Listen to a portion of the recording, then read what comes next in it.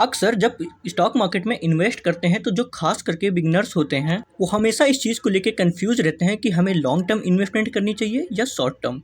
फिर इंट्राडे, अगर वो चीज़ डिसाइड कर ले कि हमें ट्रेडर बनना है तो उन्हें सबसे ज़्यादा प्रॉब्लम होती है टेक्निकल एनालिसिस को सीखना और समझना। क्योंकि आप इंट्राडे ट्रेडिंग करते हो तो उसके लिए आपको टेक्निकल एनालिसिस आना ही चाहिए।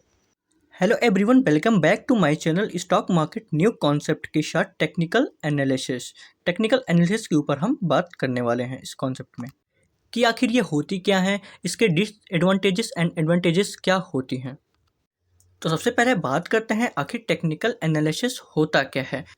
जब भी हम ट्रेडिंग करते हैं तो किसी कंपनी का स्टॉक देख के, उसके प्राइस को देख के हम उसे बाय और सेल करते हैं। उन्हीं शेयर प्राइस को एनालाइज करने के लिए टेक्निकल एनालिसिस का यूज किया जाता है।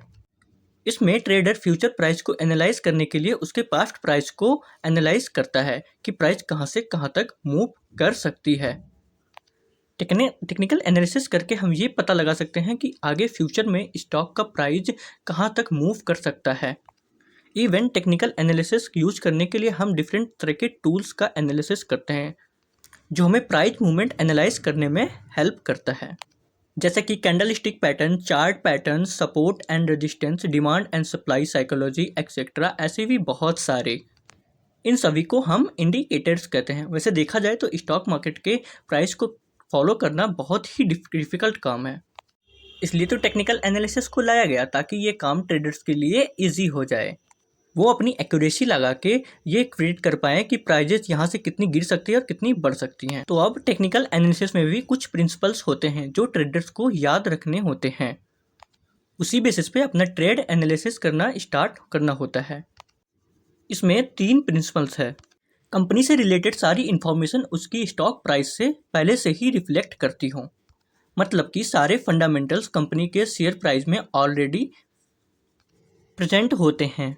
सेकेंड प्रिंसिपल ये है कि हर स्टॉक ट्रेंड के हिसाब से मूव करता है, मतलब जब भी कोई स्टॉक ऊपर या नीचे होता है तब उसका कोई एक ट्रेंड चलता है।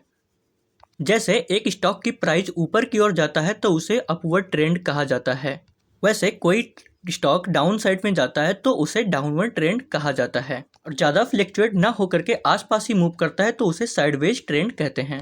थर्ड प्रिंसिपल ये है कि हर स्टॉक की प्राइस वहाँ पे रिपीट होती रहती है, मतलब जैसे कि किसी स्टॉक की प्राइस पहले भी वहाँ पे मूव कर चुकी थी और अभी वहाँ से अप या डाउन है तो फिर अब वो वहाँ पे भी फिर से रिफ्लेक्ट कर सकती है। तो अब जब हमने टेक्निकल एनालिसिस के बारे में सीख लिया है तो अब देखते हैं उसके डिफरेंट टूल्स के बारे में। सबसे पहला टेक्निकल एनालिसिस टूल है हमारा चार्ट। चार्ट हिस्ट्री से कोई भी ट्रेडर यह पता लगा सकता है कि उस स्टॉक की पास्ट मूवमेंट क्या रही है और फ्यूचर में क्या मूवमेंट हो सकती है। दूसरा टूल है हमारा मोमेंटम इंडिकेटर। इसमें किसी भी कोई कैलकुलेशन फिगर्स या डेटा मिलता है स्टॉक प्राइस या वॉल्यूम डेटा के हिसाब से। तीसरा है मूविंग एवरेजेस, जिससे हम मार्केट के शार्प फॉल से बच सकते हैं। कई बार होता है कि मार्केट में बहुत ही ज़्यादा शार्प फॉल आते हैं, ठीक है, तो ऐसे ही ट्रेंड को पकड़ पाना बहुत ही ज़्यादा मुश्किल होता है, उस वक्त मूविंग एवरेजेस काम आते हैं। अब बात करते हैं टेक्निकल एनालिसिस के एडवांटेजेस के बारे में। तो सबसे पहले यह है कि हम लाइव मार्केट को अपने टेक्निकल एनालिसिस से प्रेडिक्ट कर सकते हैं अलग अलग टूल से, जो हमने पहले डिस्कस कर चुके हैं। उसके अलावा ये आपको हर एक एक्शन लेने में हेल्प करेगा, जैसे कब किसी आपको स्टॉक में एग्जिट लेना चाहिए या कब एंट्री लेनी चाहिए। इसमें आप सही ट्रेंड को एनालाइज करते हैं तो आप ही बहुत ही अच्छा प्रॉफिट अर्न कर सकते हैं। जैसे कि टेक्निकल एनालिसिस में कोई लॉन्ग टर्म प्रोसीजर रखने में कोई इंपॉर्टेंट नहीं होता है, ना ही आपको टाइम टेकर प्रोसीजर फॉलो करना पड़ता है, जैसे कि कंपनी के बारे में पढ़ना, उसके प्रोडक्ट एंड सर्विसेज के बारे में जानना। जबकि टेक्निकल एनालिसिस में हम प्राइस को मूवमेंट को कवर करके अच्छे खासे अर्निंग कर सकते हैं। बट जैसा कि हम सब जानते हैं, इंट्राडे ट्रेडिंग के अलावा यहाँ पे जितने भी हम ट्रेडिंग करते हैं वो सारे जितने भी क्विक प्रॉफिट देते हैं उतना ज़्यादा रिस्की भी होता है। अगर आप लाखों कमा भी सकते हो तो आप यहाँ पे करोड़ों गंवा भी सकते हो। अगर हम बात करें इसके डिसएडवांटेजेस की, जिस चार्ट एंड टूल्स को हम एनालिसिस करते हैं वो उस पर्सन की एनालिसिस पे डिपेंड करता है।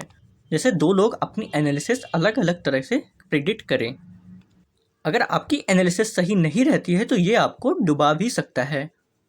इवन कई बार आप एक राइट अपॉर्चुनिटी को एनालिसिस करने में लेट भी हो सकते हो। इवन मार्केट में थोड़ी देर में ही अपॉर्चुनिटी क्रिएट होती है और थोड़ी ही सेकंड में ख़त्म हो जाती है। तो ऐसे में अगर हम गलत टाइम पे मार्केट में एंट्री ले लेते हैं तो हमें काफ़ी नुकसान देखने को मिल सकता है। एज एन इन्वेस्टर इन सारे टूल्स को आपको ध्यान से एनालिसिस करना पड़ता है कि आपका एक गलत डिसीजन आपको बहुत नीचे गिरा सकता है। स्पेशली ये उन लोगों के लिए ज़्यादा रेलेवेंट है जो लोग मार्केट में न्यू होते हैं कि ट्रेडिंग में एक भारी टेक्निकल एनालिसिस की स्किल की ज़रूरत होती है। अगर वो स्किल्स को ना सीख पाए तो उन्हें भारी नुकसान झेलना पड़ सकता है।